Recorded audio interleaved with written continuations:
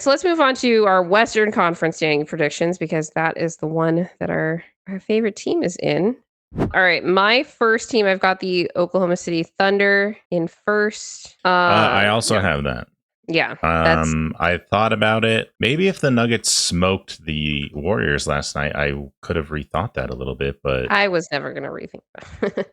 The Thunder have just too much margin for error. I don't think that they played particularly well in their first two games. They went to overtime in both, but they forced so many goddamn turnovers. And they defense is what wins you games in the regular season, and they just do that every and they night. have youth and energy, and I know they're coming off a championship, so there's always the championship hangover. But AJ Mitchell looks like Jalen Brunson, so I know they just have so many guys to someone's going to step up and hit some goddamn three. He could have been so good on the Nuggets. All right, I've got Denver still second. I'm not swayed by the first game. I think this team, especially on the rewatches, you're just a lot of this is mental stuff. They gotta clean this stuff up. And there's still so much to love about the process of the offense that you're okay, Jokic, be a top 5 player on the floor last night, and we win the game, kind of thing. I know. Because there is a perspective that we kind of didn't play our best and we were still right there. And the Warriors are looking still pretty good and dangerous.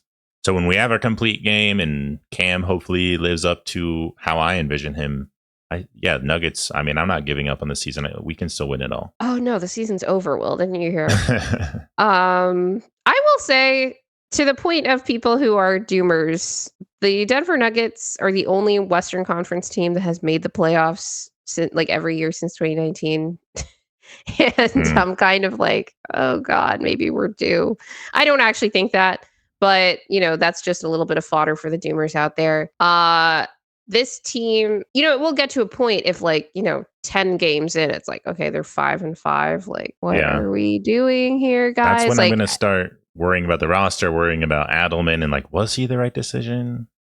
I think Adelman's gonna have some growing pains. There's stuff even with the game plan that they went in with last night that was clearly the game plan, irrespective of the execution mistakes that the players made, that you're kind of okay, there's definitely some meat left on the bone here, and you kind of hope that they clean that up as the season goes on. But yeah, it was not the best showing from him in the first game. All right, third, I have got the Golden State Warriors. Whoa, me too. Whoa. Okay. Actually, that's funny. I'm actually looking at the show notes right now, so I don't know why I was surprised. I just didn't read your column. But yeah, I think they've looked really good in their first two games. The Warriors are always a good defense. The only year they weren't in this run, when healthy anyway, was 22-23. There was all kinds of drama going on behind the scenes that year for the Warriors, but they seem to have cleaned that up. They've got Draymond, they've got Jimmy, and they've got Steph, at the end of the day.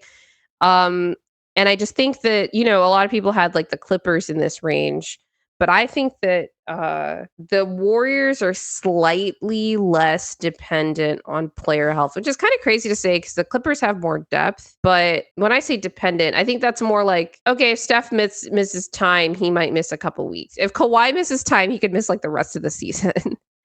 You know what I mean? So the risk, I think, is greater there. But I think as long as this team keeps playing defense, they're just a better offense this year with Jimmy and Al, So that's annoying, but here we are.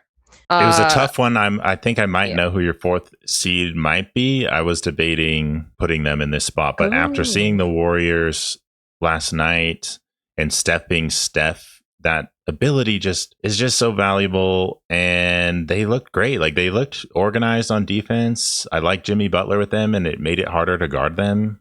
And Draymond still looks like he's locked in on defense for the most part. I mean, he did have some mistakes, but it wasn't anything egregious. So yeah, I could see them being tough. Yeah, for sure. And honestly, I think their floor is higher this year too. I don't think that this team is going to be a play-in team. Because last year you could have easily, because of just how close the standings were, you could have easily seen them getting the 2 seed even, because they were only 2.5 games off. of the 2 seed last year, but they ended up in the play-in. I don't think that they can be a play-in team. So I think there's a gap now between them and like the teams I see in that like 6 to 9 range. But yeah, my 4 seed is LA Clippers. Like they were the team that I would have had in the 3rd seed now, but I just think the Warriors are more consistently serious, especially defensively. And that's my thing is like defense wins you games in the regular season. The Clippers, I think, are going to be a bit worse defensively this season than last because of how little Chris Dunn and Derrick Jones Jr. are going to play in the lineup just because of the new personnel that they added. But they have more ways to win because of the offense. But so far that hasn't taken hold as we saw in the game against the Jazz. So yeah, I just think I think that there might be like a gap, and I wouldn't be surprised if they finished above the Warriors. But I think that they're going to be in that race too. And I will say that Denver is lucky that the teams that are kind of in the same kind of tier as them in terms of like favorites for home court range of seeding are older, because I think that Denver could very easily fall behind these two teams if they were like older or took like long stretches of the season less seriously than they should. Okay, so I have the Rockets 4th instead of the Clippers, and the Rockets were the team that I was debating for the 3rd seed. The chat is very upset that we do not have the Rockets higher. Red and Whites, it's not about fading the Rockets. It's that these other teams look better than I thought. And the Rockets need a point guard. Yeah, that's my thing. Is Reed Shepherd looks small and like he sucks at defense. And they don't have Fred VanVleet. I think the offense, while Şengün hit a bunch of threes too. Like people are like, oh, AG hit all these threes. They're lucky. Like he hit a ton of threes as well. Yeah, he had like 5 made threes in that game. Yeah. All regulation. So yeah, the Rockets, I still think they're going to be high, but I'm not as high on them after Fred VanVleet went out. And yeah, KD, he's old. Like, I don't know, he could be injured. And you can make that argument with anyone, and even the Warriors who are also old, but yeah. Yeah. And KD doesn't look great to start the season. Like he's showing his age early. He looked like Jokic out there. Yeah, obviously Jokic had a better game, but it's like relative to what you'd expect from them, they both look like, Nibble, I get that. And it was versus Dort and all this, but like KD couldn't even get separation off the ball. And you should be able to do that against Lou Dort. And they almost lost to the Pacers again without Tyrese Halliburton. Oh, did they play again yesterday? OKC. Oh, the Thunder did. Yeah. I think the Thunder are more vulnerable than people think. Like OKC also shot like complete crap in that game too. And like, you got like both teams had things that they could say coming out of that game. I just didn't love Houston's offensive process. And there were times where it's crazy because Şengün, I think, had 39 in that game. And I thought he should have gotten the ball more than he did, but people weren't able to get it to him. There's stuff that Houston's still going to have to work out. And that's really the thing here is margin. And maybe Houston finishes in this top 4, in this top 3, range. But I think it's going to be on the back of some hellacious defense if they do. The thing is, last year they were also really good about coming to this season. What did you see about us last night that makes us better than the Rockets in the regular season? Oh, we have an offense. Nibble. Maybe the best offense. Yeah. Once Jokic obviously plays like himself. And I think the Rockets himself. are going to be a really good defense. It's going to win them a lot of games. The thing with this is like, it's more about like the number of games I expect these teams to win in like the range of things. And I think after seeing the Rockets, even in game 1, like I was impressed with them. Don't get me wrong. I think they were going to be better than I thought they were even without Fred. But it also like brought forth some glaring issues with what they're going to face without Fred. That was like, oh yeah, that reconfirmed that I thought that they were going to be in the low 50s range for games 1. Whereas I think ceiling wise, and maybe these teams don't achieve it because of age, injuries, whatever, the Nuggets, Clippers, and Warriors all have the ability to win high 50s number of games. I don't think that the Rockets have the ability to win a high 50s number of games. Mm-hmm. Just coming into this season, it was clear that the Nuggets were going to be better than the Rockets, even though the Rockets are, a contender. They got KD and stuff, but like, I don't know, like one game, even though, I think the Warriors look a lot better than I thought. The Rockets didn't look as good as I thought, and I already thought the Nuggets were going to win the championship. So I'm not putting the Rockets over the Nuggets. Anyway. So you had the Rockets here. I've got the Rockets in 5th, so right under the Clippers. And again, like I just think this is going to be a crazy year for the West. Like in 2024, we had 3 teams. We had the Thunder, Wolves, and Nuggets all winning over 55 games. You had the Clippers winning 50. I think the Clippers and the Mavs both won 50 games, but the Clippers had the tiebreaker. It was either that or the Clippers had won one more game, but the top 5 seeds had all won 50 plus games. So I just think it's going to be like that again this year. And it's really about like high 50s or low 50s, a game here, a game there kind of thing. And I think the Rockets are going to struggle, especially late in games. And I think that's going to be the difference for them versus the Warriors, Clippers, and Nuggets. Okay, so Rockets, I have Wolves. Okay. This is a hard one. Yeah, this is the range where it starts getting messy because you have the teams that are in the 5 or 6 to 9 range are like, I could see this team looking really good. I could also see them looking like crap in a lot of situations. It's more about like how many games do they lose versus how many games do they win. You know what I mean? Than how many games they win, which is what I was looking at for like the first, 4 or 5. I have the Wolves a bit lower. They did have an impressive late game against the Blazers, but they were also down to the Blazers for most of that game. I do have Minnesota in 6th. This was a tough one for me too. And I was thinking about the team that you ended up having in 6th here, surprisingly, which is... Gosh, I put the Spurs. You did. Honestly, I wouldn't be surprised anymore. I talked about how I had them kind of in the play-in range, and depending on like what point in the year it was and like where they were, where they fell, like would they try to tank and like get a good pick. I don't think they're going to do that anymore. I think if they're within range, they're going to like within striking distance, they're going to go for it. Like Wemby looks really freaking good, really good. I mean, I know the NBA is maybe it's different from like when LeBron just came into the league with the shitty Cavs and like made them way better because he was like. Didn't make the playoffs, by the way. Yeah. When he first got there. Adding one player to your team who's that good can, really change your outlook. And I know it's taken a couple years for Wemby to get there, but he looks unstoppable to me. And I feel like that alone will just put them in the playoffs. Like he looks so good. It's crazy. Wait, Will, you still don't have the Clippers? Not yet. Oh my gosh. Okay. I've got the Spurs next. Okay. I've already, explained that. Wemby looks amazing. If he continues on this trajectory, like that team's going to be good enough to make the playoffs for sure. How many games what's the like high end of the number of games you think the Spurs can win? For reference, obviously 50 games is like a high watermark, like for any team to win, especially in the Western Conference. But the Kings, when they were the 3rd seed a couple years ago, I don't think this is going to be enough to be the 3rd seed this season, just to be clear, but I think it was 48 games under Mike Brown in that first season when they made the playoffs. So that's like, and they had the most efficient offense of all time when they did that, by the way. So with the Spurs to win that many games, I think you'd have to be like, whoa, elite on one side of the ball or the other. Because the Kings were not good on defense at all. But that's like to win, like, I think a high 40s number of games when you're not like a balanced team, you have to be like uber good at one side of the ball or the other. And as good as I think Wemby is defensively, do you think the Spurs are going to be like a top 1 or 2 defense kind of thing? Where were they last year? I think they were 12th. Obviously, Wemby misses half the season with the DVT. I will say, when I remember looking at the on-offs, with him on the floor, they had like the equivalent of like a top 10 offense, but they weren't a top 10. They wasn't like, top 5 or top 2.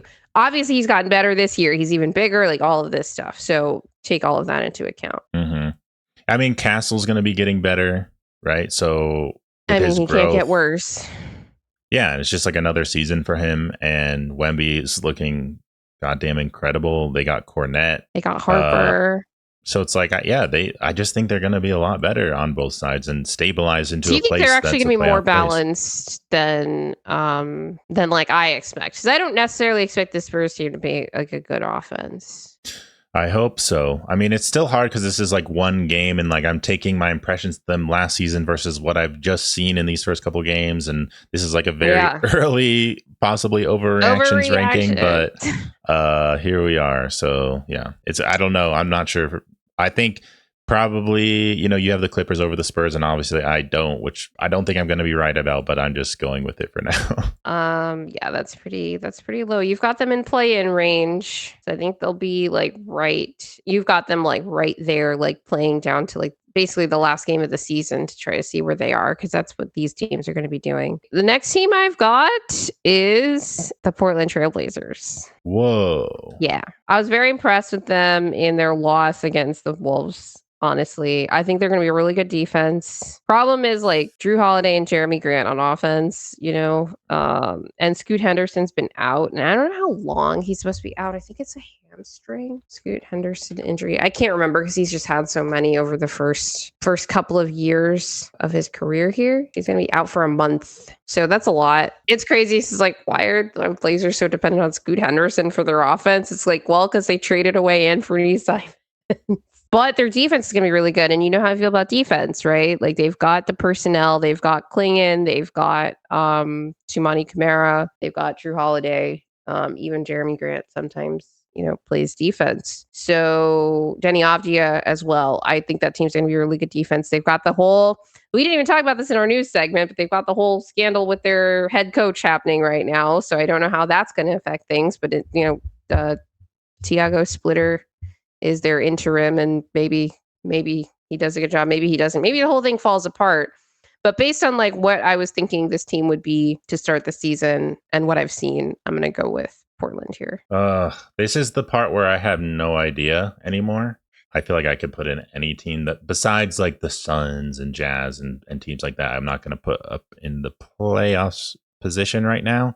But I'm going to go with the Blazers as well, just because they're an exciting team. And like you said, I think it's smart to be higher on them. And I was, impressed. Like that game was really close and it took some heroics. Yeah.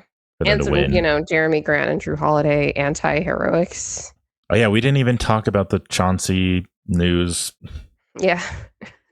Could that be a destination for Mike Malone, as Mad Dog says? I mean, That'd be who knows? interesting. Potentially. I don't know if they want to be paying two coaches at once, though, for a team that's like not even hasn't even made the play-in before. We'll see. I think it'll depend on like where the investigation goes. All right, let's move on. I've got the Lakers next at 9th. Yeah, me too. They looked I haven't watched every team. I haven't watched every single game from night one. I've been box score watching for like half the league. But of the teams I've watched, the Lakers have looked the worst. Which is saying something, because it's not like I've only watched the good teams. They just look totally lifeless. They look completely aimless. They look like the Nuggets on defense, and then like they look like Luka looks good. He's skinny, he's doing the things, and the defense is still like whatever with him, but he's trying and he's scoring efficiently and doing all of this stuff. But like the Lakers team offense looks an absolute mess, and JJ Redick is probably going to get an aneurysm this year. I actually have no idea. Marcus Smart looks like washed Lou Dort out there, like he's only flopping. It's like if you like weren't good at defense and all you did was flop defensively, and that's like what Marcus Smart does these days. And Ayton is like the worst version of DeAndre Ayton that you've seen. They looked really bad. And obviously that also means like the only way to go is up. But I am going to I'm going to try to stop making the mistake of overestimating the Los Angeles Lakers like I have for the past like 2 years. They're a play-in team. Like that's what they are. And it's kind of incredible that they made the playoffs outright last year. And I knew this. I was like, this team is overperforming their point differential. All of the analytics say this team is not that good.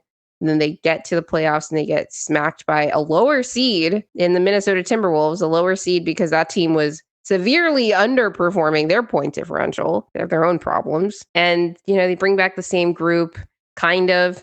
They lose Dorian Finney-Smith for nothing. They basically used three second round picks to salary dump D'Angelo Russell because they didn't retain Dorian Finney-Smith. And yeah, they look a hot mess. So I'm pretty low on the Lakers. The reason I have them this high is the talent. They've got Luka. Like otherwise, the top end talent. Otherwise, I would have this team a couple pegs lower, if not for him. Adding to it, LeBron has sciatica, so he's going to be out. That's going to affect things, and he also looks pretty pissed. I don't know if he's just sad that he's not playing or if he actually has legit issues with the Lakers. I mean, I would imagine he would, but this is going to be an entertaining dumpster fire, in my opinion. I know they got new ownership in there. I think the Lakers are going to finish low in the standings, and Rob Pelinka is going to be on the chopping block. And something's going to happen with LeBron, whether he asks for a trade or he just finishes out the season. I have no idea. They're not in a good spot. The team is not designed to succeed around Luka yet. And that's going to take time to get the defenders to put around him. And they haven't done it yet. So I felt like the Lakers were not going to be that good coming to the season. I know Lakers fans thought they were, but I'm here to say, yeah, they're not looking great. Yeah. All right. So we both got the Lakers. Man, this one is so hard. All right. Yeah, I've got the Dallas Mavericks here. I thought they looked absolutely terrible against the San Antonio Spurs. And as much as I'm higher on the Spurs now than I was like a month ago, I'm not thinking about them as like a top 3 seed or like one of the best defenses of all time as currently constructed. Maybe, one day they get there, especially if Wemby continues on this trajectory. But the Mavs looked terrible in that game, honestly, on both ends. And we talked about some of the issues that they're going to have on defense with their personnel. But yeah, if you're a team that's so reliant on that one end of the floor to get you wins because you don't have any perimeter shot creation outside of D'Angelo Russell, you have to be really buttoned up on that end. And I don't think they were. And not just buttoned up, but like aggressive. And I just don't think that they were. And I worry about that team's morale, honestly, especially after like half the team that was there last year is still there. Those guys were really close with Luka. And I worry that like if the season starts to take a bad turn, like it could get ugly really fast to the point where the organization just decides to shut a bunch of people down and just let Cooper like kind of cook and develop for a year. So it might be smart, I just see like a lot of volatile potential there. And honestly, I'd have them lower if anybody below them looked even like slightly okay. Yeah. They don't. Yeah, like I think the Mavs are going to be bad, but I can't disrespect them too much to put them in play or out of the play-in. Yeah, they did I also not don't look great. know if Worse like, than I thought. If they're bad, I don't think Kyrie's going to come back to like try to like push a play-in team. No, Kyrie's just he's not coming back, is my opinion. That would be crazy. But yeah, they looked horrible in that first game. They can still make the play-in, but I could see them like kind of like you're saying, letting Cooper Flag cook and just get a lot of reps and then playing themselves out into the lottery and trying to get even better picks to put around Flag, So they could self-sabotage themselves. They've done it before, even when Luka was on the team. Yes. That is the MO of this organization, in fact. Yes. Okay, let's see here. I've got the Phoenix Suns next. Oh, man. Okay, so I was very much debating between the Suns and the Grizzlies here, but the Suns, instead of losing to the Kings by 20 points like they were at halftime, decided to come back and win that game. And then the Memphis Grizzlies decided to get more injured, even though they won their game against the Pelicans. And so I went with Phoenix here. I think Booker looks really good. They're going to be able to generate offense. It's really a matter of like, they're going to be an okay offense. It's really like, I don't know how far this defensive personnel gets them, and that's why they're down here. I don't think this team makes the play-in. Mm-hmm. Yeah, I had Grizzlies here. I almost had them 10th. I almost had them 9th. I mean, Ja, I think he looks pretty good. He had a good game. They have injuries though. They have like no centers, and I think the 2 centers that played in that game against the Pelicans fouled out. So that was pretty funny. But yeah, I still like them. And they lost Bane, so they're going to take a step back for sure. But now that Ja's back, and if he has a consistent season, I don't see them like at the bottom of the standings. So yeah. All right. So I've got Memphis next, and pretty much the same thing that you said, but they're just kind of there. And I said why I have them below Phoenix. Like the injuries are really like the thing with this team. This team would definitely be within play-in range for me if they weren't so injured and so cursed. Frankly, like I wouldn't be surprised if more injuries happen throughout the season. And I just don't think they have the ability to withstand those clusters of injuries around like key positions. Like their entire front court is basically decimated right now. Mm-hmm, definitely. I put the Pelicans in 12th. Gonna the trust Pelicans in are Zion. Interesting. going to trust in Zion looking pretty good and, get them to a Honestly, very respectable 12th seed. I think the Pelicans have the ability to get like the 10 seed. Maybe. I They're don't think always they like will for the curious. same reason. Like they're like the Grizzlies. I'm just like, I don't know if you're gonna be alive. Yeah, I don't know what's going on with them. Yeah. So you've got the Pelicans. All right, then I've got the Pelicans next at 13th. But yeah, that's just where I think I just think they're more cursed than the Grizzlies. I don't know what's going on in Could the be. water there. I'm excited for Zion to have a pretty like consistent season. He looks like in very good shape, probably the best shape he's ever been in the NBA. So I think that'll count for something. I'm not high on them either. They're not gonna. I think there's something about like these teams are too far east. They should just be in the Eastern Conference. But I want them to stay in the West so that we have some teams to send Minnesota to the Eastern Conference. I put the Kings in 13th because they still have Zach LaVine and now Russell Westbrook and Sabonis. And I'm like, I know that they're the Kings, but I can't see them being last. That was like my debate. All these teams from here on out is like, who is going to be can you see the being bottom last? team? Yeah. And I was like, I just can't see the Kings being the bottom. I don't know. I didn't think I could see that either until I watched the Suns go on that run against them to come back and win that game. I think that the Kings are a very volatile mixture of players. They don't have forwards. They have a weird point guard situation going on right now. I don't love the vibes, honestly. Oh, no, definitely not. DeRozan kind of makes everybody worse. Keegan Murray, is about to be the second highest or third highest paid player on the team. And he never touches the ball. It's like a lot of weird stuff going on over there. So I don't think their floor is as high as yours as you do, but I've actually got the Utah Jazz next. In 14? Yeah. I think they're probably tired of losing so much, and they're kind of like, we don't have to be like the literal worst team ever like we were last year. We just need to be bottom, 2 in the conference and make sure we're like bottom 4 in the league to be in that lotto running. So I think they're going to be slightly better this year. So who puts that? And is they've in got your last a lot spot? of like good young talent that is finally like maybe not going to be complete and total hot garbage fire because they're rookies that don't know what they're doing. Mm-hmm. What were you saying? Who's in your bottom spot then? The Kings. Oh, damn. Okay.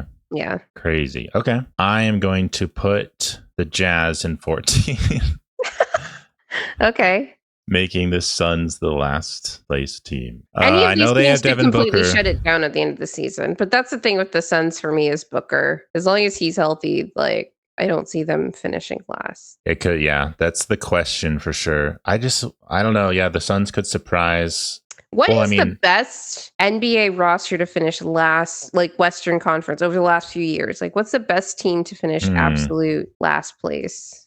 I think the answer to that is going to be the team that finishes last this season because I feel like the last place teams the last couple of years have been really bad. It's just so hard. I think the Jazz last year. The year before that, was it also the Jazz? It was the Blazers, which I predicted. This year is going to be really, I had no idea it was going to be the bottom team. I think it's going to take like a special degree of tanking, intentional tanking for sure to get there. Because I feel like enough of these teams have a little bit to win some games and not just end up in the bottom. But oh my God, that team was so bad. The 22 Rockets, Jesus. And the 21 Rockets. Yeah. Oh, the Warriors in 2020. It's probably the answer, but they were decimated by injuries. Yeah, that was a fluky year. The Suns in 2019 finished last. And then they went to the bubble and started looking good, and that started the bright future Suns.